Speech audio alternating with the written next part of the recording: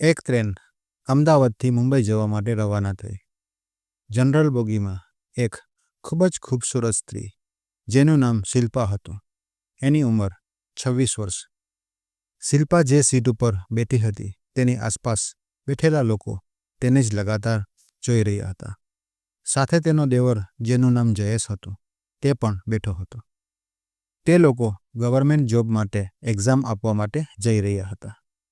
ત્યારે જયેશે શિલ્પાને ટ્રેનના ટોયલેટમાં જવાનો ઇશારો કર્યો અને તે ત્યાંથી ઉઠીને ચાલ્યો ગયો અને ટોયલેટમાં જઈને શિલ્પાની રાહ જોવા લાગ્યો. થોડી વારમાં શિલ્પા પણ તે ટોયલેટમાં પહોંચી ગઈ અને પછી તે બંને લોકો સંબંધ બનાવવા લાગ્યા. પૂરી વાર્તા અત્યારે તમને હું કહેવા જઈ રહ્યો છું. આ વાર્તામાં તમને ખૂબ જ મજા આવશે, એટલે વાર્તાને અંત સુધી સાંભળજો.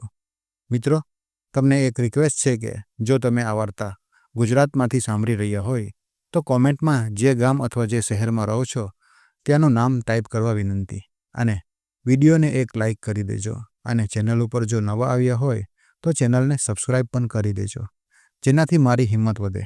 તો ચાલો વાર્તા આગળ શરૂ કરું છું. આ વાત સાલ 2022ની છે. શિલ્પા ગવર્મેન્ટ જોબ માટે કોમ્પિટિટિવ એક્ઝામની તૈયારી કરી રહી હતી અને તેના પાડોશમાં જ રહેવાવાળો તેનો કુટુંબીજન, જેને તે પોતાનો દેવર માનતી હતી, તે પણ ગવર્મેન્ટ જોબની કોમ્પિટિટિવ એક્ઝામની તૈયારી કરી રહ્યો હતો. એક દિવસ તે બંને લોકો મળ્યા અને પરીક્ષાને લઈને બંને લોકોમાં સવાલ જવાબ થવા લાગ્યા.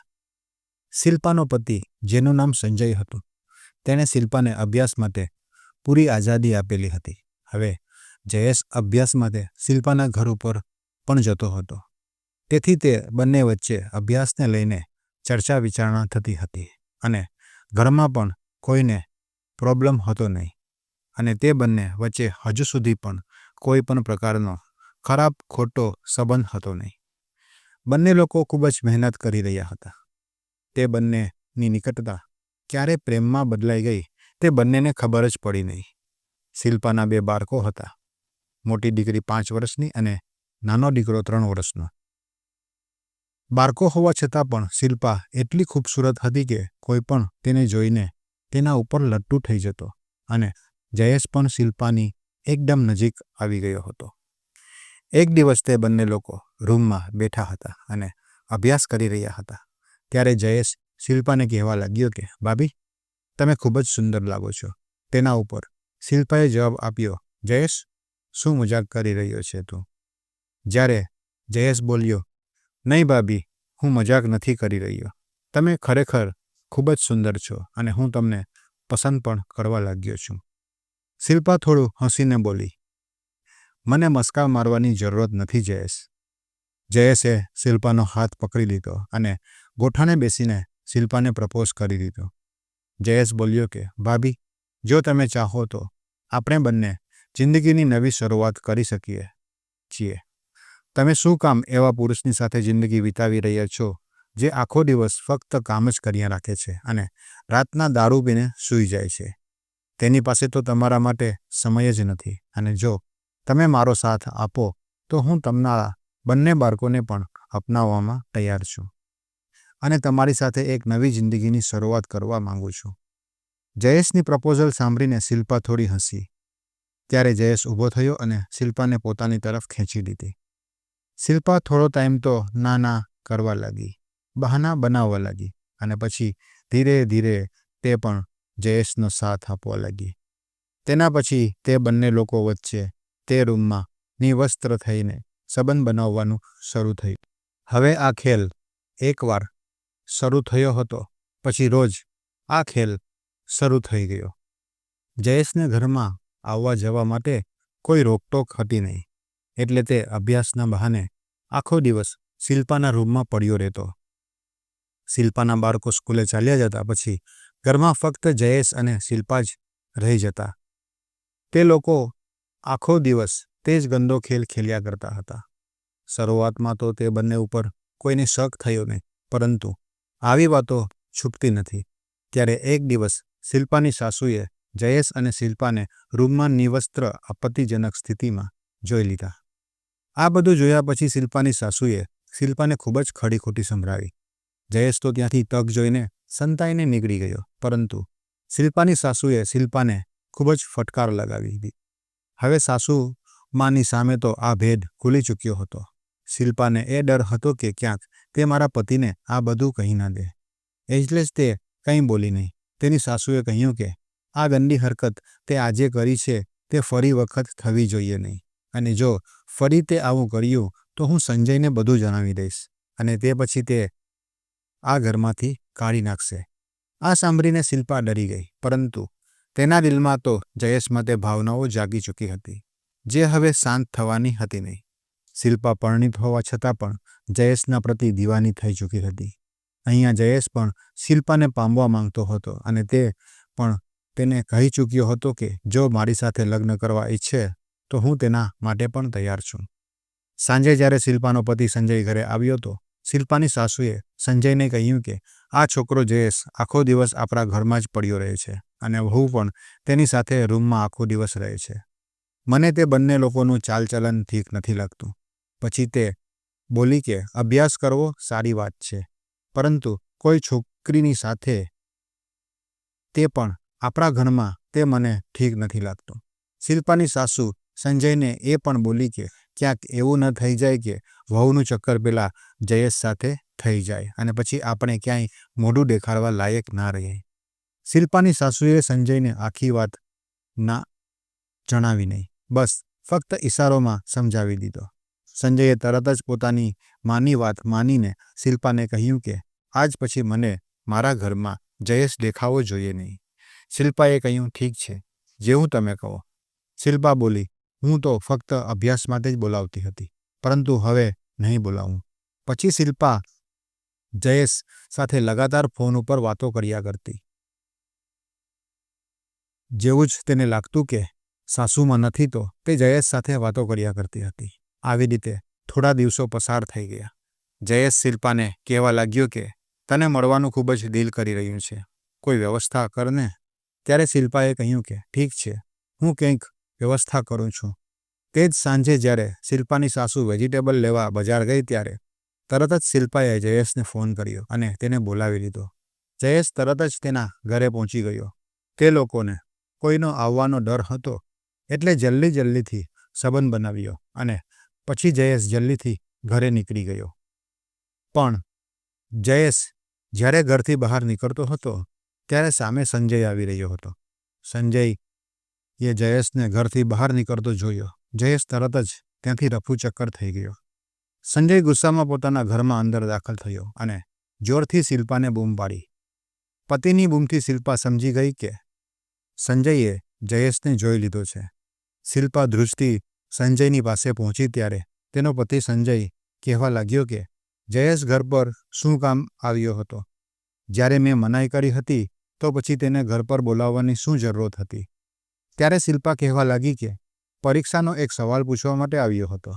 સંજય બોલ્યો કે આજે તો તે મને દેખાયો, પરંતુ આજ પછી કોઈપણ રીતે તે કોઈપણ સવાલ પૂછવા માટે ઘરે આવવો જોઈએ નહીં. શિલ્પાએ કહ્યું ઠીક છે, હું આજથી તેને અભ્યાસના કારણે પણ ઘરે આવવા નહીં દઉં. હવે શિલ્પા સમજી ચૂકી હતી કે જયેશને ઘરમાં મળવું સંભવ નથી, એટલે તેને કોઈ પરીક્ષાના સમયે જયેશની સાથે બહાર જવાનો પ્લાન બનાવી દીધો. થોડા દિવસો પછી જે પરીક્ષાની તે લોકો તૈયારી કરી રહ્યા હતા તેનું પેપર ભોપાલ હતું.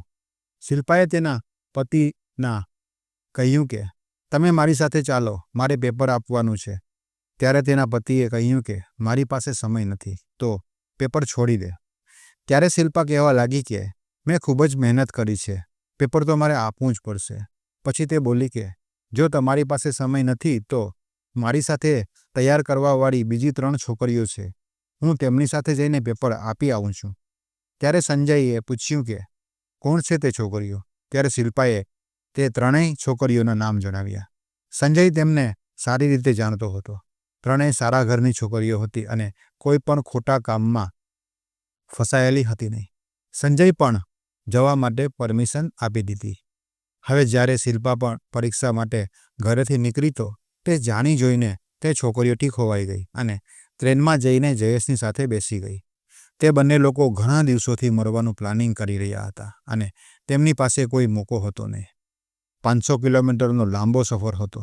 જયેશ પોતાનો ઉપરનો કંટ્રોલ ખોઈ રહ્યો હતો અને શિલ્પા પણ તેને મળવા માટે ઉતાવળી થઈ રહી હતી. જેવો જયેશ ટોયલેટમાં જવાનો ઇશારો કર્યો, શિલ્પાએ એક વખત પણ ના પાડી નહીં અને તે બંને એક પછી એક કરીને ટ્રેનના ટોયલેટમાં પહોંચી ગયા. પછી તે લોકો નિવસ્ત્ર થઈને ટોયલેટમાં જ 2 વખત સંબંધ બનાવ્યો. શિલ્પા પરણેલી હતી અને તેની માંગમાં સિંદૂર ભરેલું હતું. તેથી લોકોને તો એમ જ લાગી રહ્યું હતું કે જયેશ અને શિલ્પા પતિ પત્ની છે. એટલે તેમની ઉપર કોઈએ શક હતો નહીં. તેથી તે લોકો બધાની નજર બચાવીને ચૂપકેથી પોતાનું કામ પૂરું કરીને ભોપાલ પહોંચી તે લોકોએ એક રૂમ લીધો અને પેપર આપવાની જગ્યાએ બંને લોકોએ દિવસભર હોટલમાં રોકાયા અને લગાતાર શરીર સંબંધ બનાવતા રહ્યા. પછી ટ્રેન પકડી અને બીજા દિવસે પાછા ઘરે રવાના થયા. બંનેનો વિશે હજુ સુધી કોઈને પણ ખબર હતી નહીં. સંજયને તો એમ જ લાગી રહ્યું હતું કે શિલ્પા તેની 3 સહેલીઓ સાથે પેપર આપવા ગઈ હતી, પરંતુ હકીકત કંઈ અલગ હતી, જેનાથી તે લોકો બેખબર હતા. ઘરે આવીને થોડા દિવસો સુધી તો શિલ્પા સીધી રીતે રહી, પરંતુ જેમને એક વખત આ ગલત કામની લત લાગી જાય છે તે પોતાની લતથી બહાર આવી શકતા નથી. પછી થોડા દિવસ બાદ શિલ્પાએ જયેશને ચૂપકેથી ઘરે બોલાવ્યો.